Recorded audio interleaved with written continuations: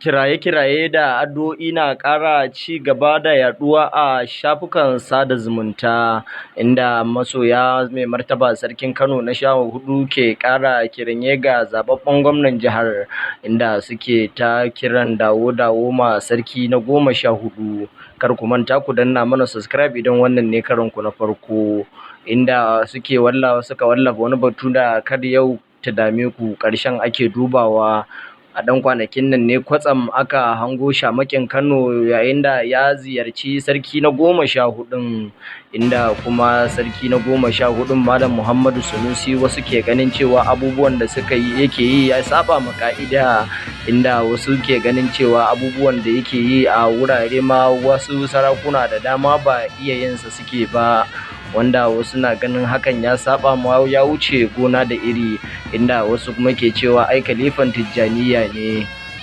Masana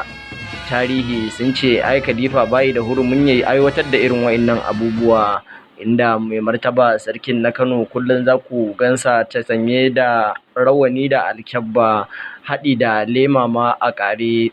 wanda wannan alamu ne na shigan cikakken sarki mai cikakken iko mai daraja na ɗaya, inda Sarki Muhammadu Sanusi na 2 ke ci gaba da